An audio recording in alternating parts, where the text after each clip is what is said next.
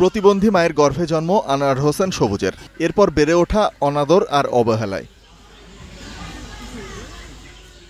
সবুজের বয়স এখন ৩০, কিন্তু তিনি এখনও জানেন না তার পিতৃ পরিচয়। তাই ফেনীর ফুলগাজীর এই বাসিন্দার নেই জন্মসনদ কিংবা জাতীয় পরিচয়পত্র।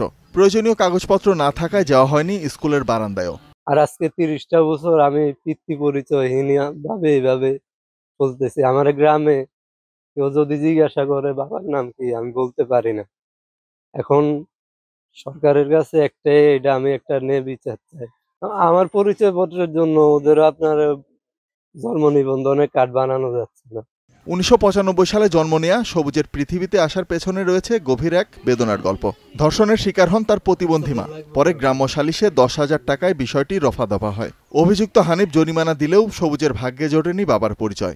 এটা সব ভিত্তিহীন। এটা আমার কাছে আমার কোনো কিছুতে পাউন্ড পাই নাই। চেয়ারম্যান সাহেব বলছে দেন অদূর ভবিষ্যতে এটা নিয়ে যেন কোনো বাড়াবাড়ি না হয়, এক বাড়ির লোক কোনো কিছু যেন না হয়। তো চেয়ারম্যান সাহেবের কাছে কার কার নাম বলছে এটা আমি জানি না। আমার সবাই জানে ১০,০০০ টাকা জরিমানা হয়েছে। ওই যে হাবুদান মুল্লুর সাহেব আছেন আর খারা মজদুর আছেন, খারা মজদুর বিচারটা করছে। আবার সব সমা দিয়ে খাইছে আগুন, বুঝছেন? এর কিছু দে না, এই দেশে দেশে হুলা লইল হিচ্ছে। ২০২০ সালে মামাতো বোনকে বিয়ে করেন সবুজ। তাদের ঘরে এখন ২ সন্তান। নিজে তো বঞ্চিত হয়েছেন, এবার সন্তানদের নিয়ে তার কপালে দুশ্চিন্তার ভাঁজ।